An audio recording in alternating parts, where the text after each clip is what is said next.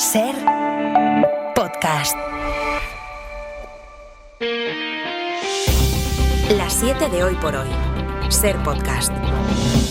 Hola, buenos días del día de la Nochebuena, una jornada de cenas familiares, de reencuentros, que este año, con permiso de la política, del fútbol, van a tener el frío como otro de los principales temas de conversación. En esta primera semana de la Navidad, lo habrán notado ya, lo hemos notado, las temperaturas están siendo más bajas de lo habitual, entre 5 y 10 grados según la EMET.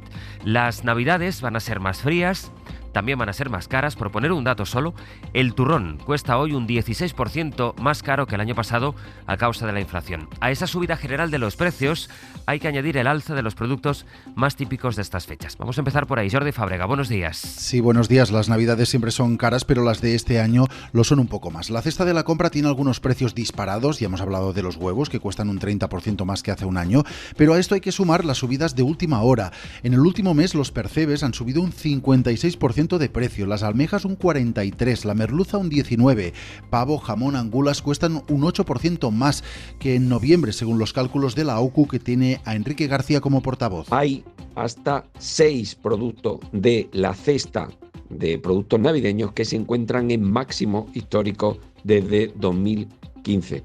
Eso hace que volvamos a tener las Navidades más caras. Y el turrón, por culpa del huevo y la avellana, cuesta un 16% más de media que en las últimas Navidades.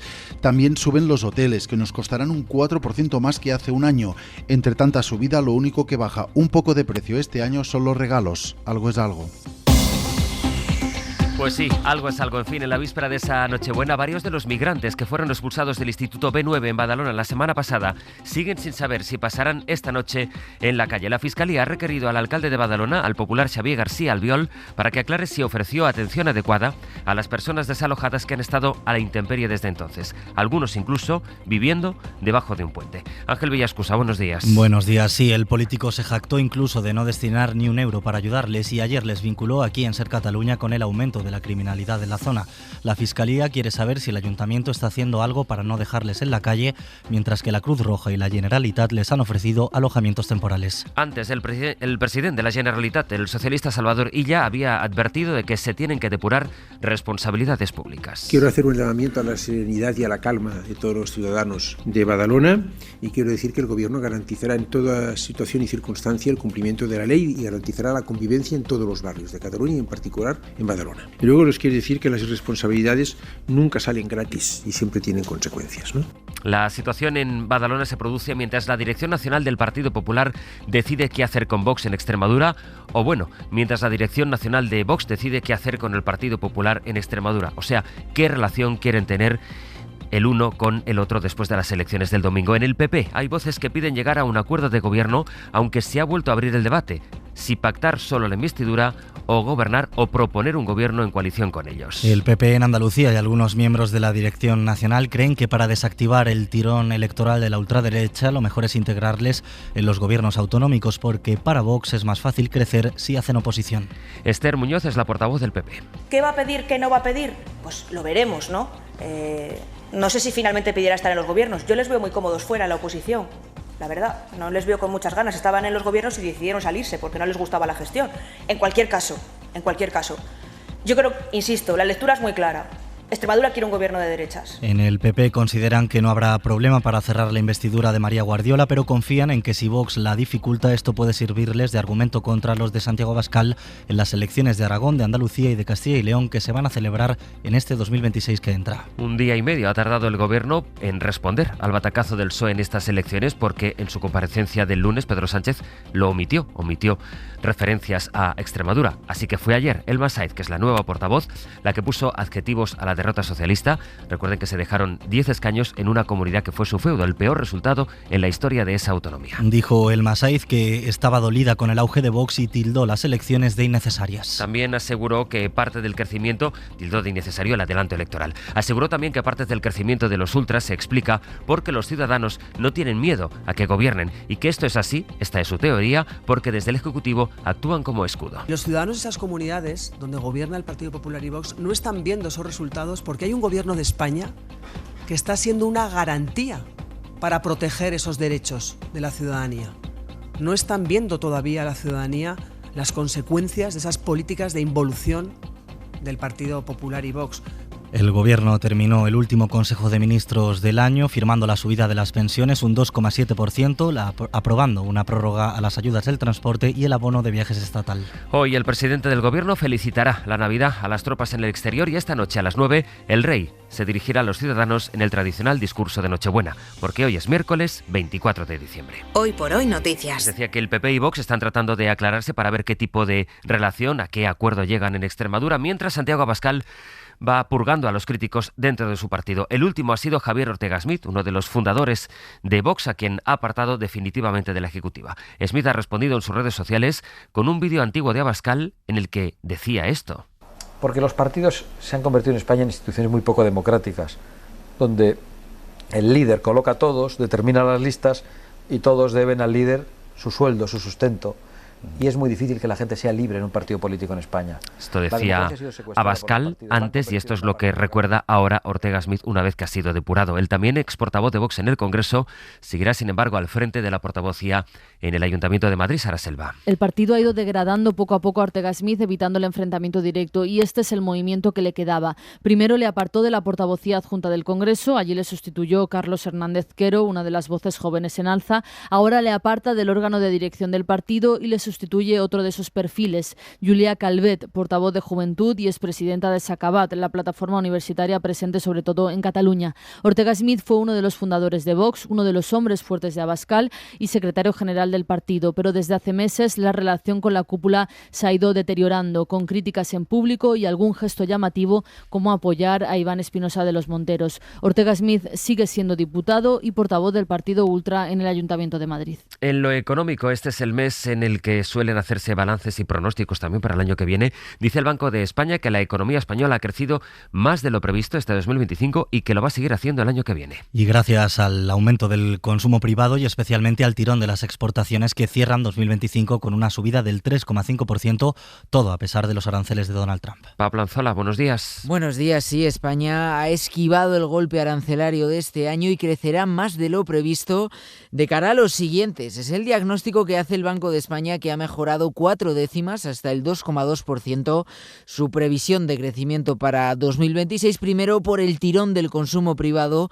que con un empleo fuerte ha superado las expectativas, y segundo por las exportaciones, que a pesar de las políticas de Trump cerrarán el año con una subida del 3,5%. Todo parece apuntalar una previsión cercana a la que tiene el gobierno ahora de un 2,9% de crecimiento en este 2025. Carlos Cuerpo es el ministro de Economía en declaraciones a la SER. A pesar de toda esta corriente de optimismo, el Banco de España advierte, eso sí, de que los riesgos en el contexto internacional siguen ahí, y muestra de ello es que la palabra incertidumbre se repite 53 veces en su informe de cierre de año. Ser Podcast.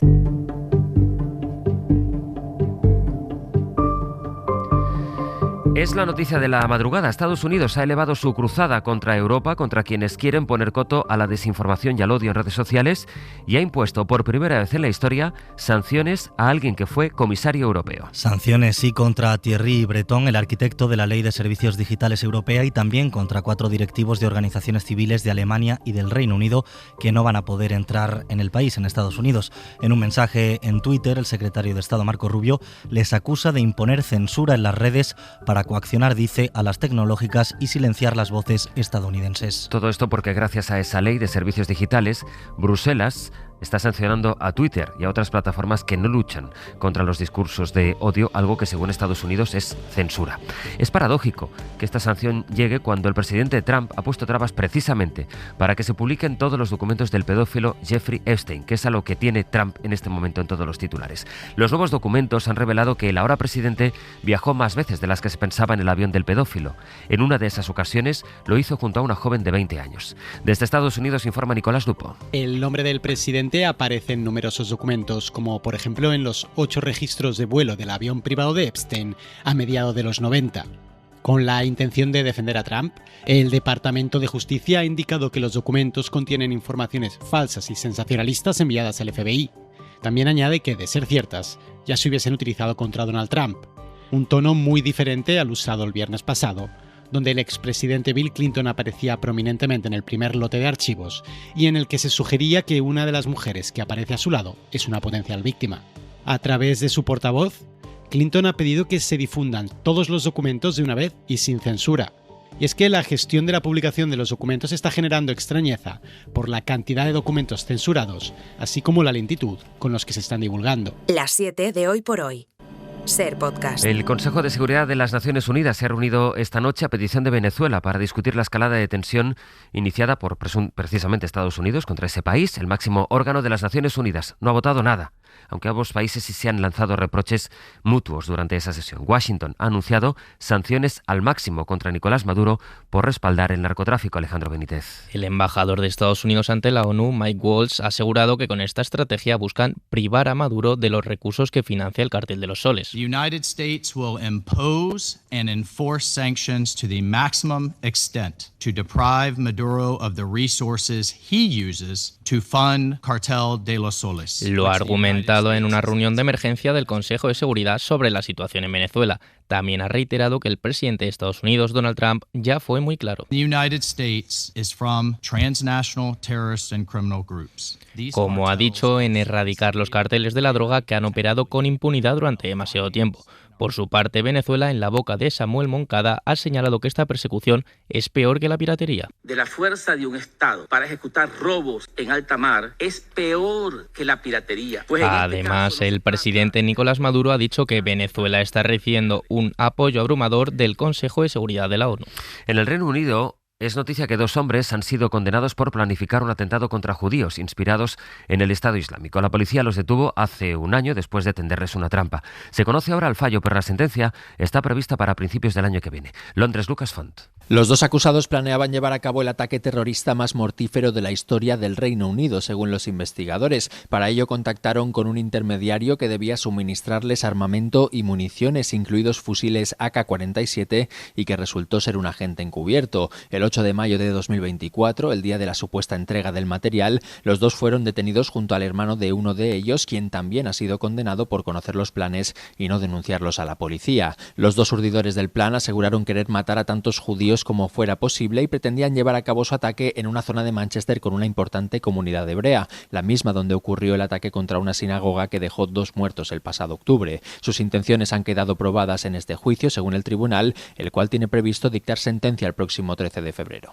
Y el gobierno alemán de Friedrich Merz ha expulsado por primera vez desde la llegada de 1 millón de refugiados en 2011 al primer ciudadano sirio. Es un hombre de 37 años condenado por robo, lesiones y extorsión. Berlín, Carmen Viñas. Las deportaciones a Afganistán se llevan realizando desde el verano. Ahora, por primera vez desde el inicio de la guerra civil siria en 2011, el gobierno alemán ha expulsado a un delincuente con condena firme a este país. Según informa el Ministerio del Interior alemán, el ejecutivo de Merz y el gobierno sirio han llegado a un acuerdo para que en el futuro se puedan llevar a cabo deportaciones de forma regular de delincuentes y personas peligrosas. La expulsión llega después de varios meses de negociaciones y supone un triunfo para el gobierno germano, que se había comprometido a ello en el pacto de coalición de conservadores y socialdemócratas. El deportado, que ya está en manos de las autoridades en Damasco, es un sirio nacido en 1988 que estaba recluido en una prisión de Renania del Norte-Westfalia por robo con agravantes, lesiones y extorsión. Las organizaciones humanitarias alemanas y parte de la oposición han criticado esta medida, alegando que la situación en Siria sigue siendo muy precaria. Las 7:14. Si eres de los de no hay 2 sin 3 o de los de a la tercera va la vencida, este es tu vino. Nuevo Protos tercer año. Acertarás. Carrefour te trae el mejor precio con los precios imbatibles especial Navidad. Como la luz de emergencia geolocalizable V16 con un precio imbatible de 29,99 €. Certificada y conectada con la DGT y obligatoria desde el 1 de enero hasta el 24 de diciembre. En Carrefour. Me tienes contento. Me has vuelto a subir el precio del seguro. Pues yo me voy a la Mutua. ¿Contento? Vente a la Mutua con cualquiera de tus seguros. Te bajamos su precio sea cual sea. Llama al 91 555 5555. Vente a la Mutua y todos contentos. Condiciones en Mutua.es.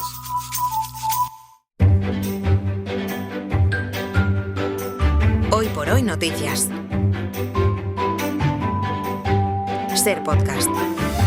Momento para saludar a esta hora de la mañana. En Galicia, Lara Salgado. Lara, bo día. ¿Qué tal, bo día? Y en Extremadura, José Emiliano Barrena. Hola, Barrena. ¿Qué tal? Buenos días. Con otras historias, por ejemplo, la del encofrador de Cuntis en Pontevedra, Lara, que ha construido una torre Eiffel navideña de 17 metros. Sí, no sabemos si la intención era hacerle la competencia a la mismísima capital francesa o incluso sastre al rey de la Navidad, Abel Caballero, pero este hombre, llamado Javier, ha dejado a todos sus vecinos con la boca abierta porque ha construido, como dices, una réplica de este más que conocido símbolo de París en su propia finca. La expectación es tal que la casa de este hombre, que ahora por cierto se dedica al montaje de andamios, se ha convertido en una parada obligatoria para curiosos y turistas llegados, por ejemplo, desde Vigo, quienes se sorprenden al descubrir que la torre es mucho más alta de lo que pensaban inicialmente. Son 17,5 metros de andamios que, si lo ves desde su base, da incluso hasta vértigo. El proceso de construcción arrancaba el pasado 1 de octubre y para ello Javier montó 4 secciones independientes a ras de suelo y después las ensambló una encima de la otra con la ayuda de un camión grúa. Eso sí, dice este encofrador que no está terminada, va a seguir añadiendo más elementos y además no tiene ninguna intención de desmontarla tras las fiestas, sino que plantea mantenerla como una atracción permanente en la parte de atrás de su casa. Que su trabajo cuesta, desde luego. Barrena, en Badajoz hay preparados 3.000 farolillos que volarán este sábado para cumplir los deseos de los ciudadanos. A ver, el plan es el siguiente: coger uno de estos globitos, se prende una tarjeta que tiene en medio, enganchamos los papelitos con los deseos que vamos a pedir para el 2026 y los lanzamos al aire. Es el ritual que se va a llevar a cabo por cientos de pacenses este sábado al lado del río Guadiana en Badajoz en la noche de los deseos. Si el otro día no conseguíamos ninguno de los premios del sorteo de la Navidad, aquí hay una nueva oportunidad. No es dinero, pero bueno, la noche pacense se llenará de hasta 3.000 puntos de luz en el cielo que contendrán deseos de salud, trabajo o seguro que también amor. Desde la organización han informado que los farolillos son biodegradables para cuando caigan donde tengan que caer, no perjudiquen al medio ambiente.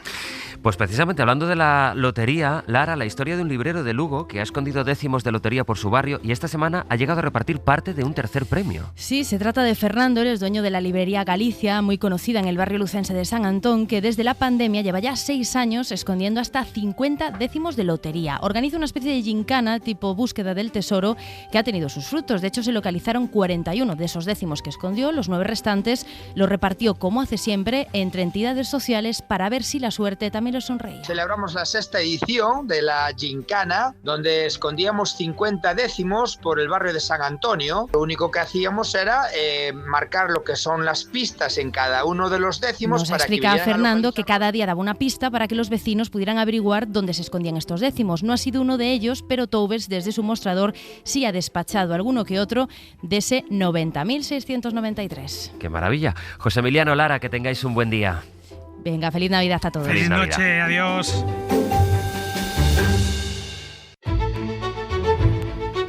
Hoy no es viernes, pero en algunas cosas como si lo fuera. Por ejemplo, los estrenos de cine que van a llegar ya hoy a la cartelera, y de eso va la recomendación de Pepa Blanes. Los cines se llenan de comedia esta Navidad con Anaconda, la historia de 2 amigos, los actores Paul Rudd y Jack Black, deciden rodar un remake de esa película noventera que protagonizó Jennifer López. Vamos a filmarla estilo indie, sobre la marcha. Necesitamos un barco, el guión, un experto en serpientes y una serpiente de verdad. Hay también comedia argentina como Homo Argentum, donde Gastón Duprat y Mariano Con crean polémica con su retrato de la Argentina actual. Bueno, me están matando. No, por favor, tío, no. Sería como un modo de blindar el patrimonio que es de la familia. Cinéfilos navideños, no os perdáis Father, Mother, Sister, Brother, la ganadora del León de Oro en Venecia. Una película sobre la rareza que es mantener a flote una familia con Cate Blanchett, Adam Driver o Tom Waits. What do you say we toast our tea to family relations? Y por último tienen Ariel, la película del gallego Lois Patiño, sobre una actriz que llega a una isla de las Azores donde todos los habitantes hablan como los personajes de La Tempestad de Shakespeare. Para no perderte ningún episodio, síguenos en la aplicación o la web de la SER, Podium Podcast o tu plataforma de audio favorita.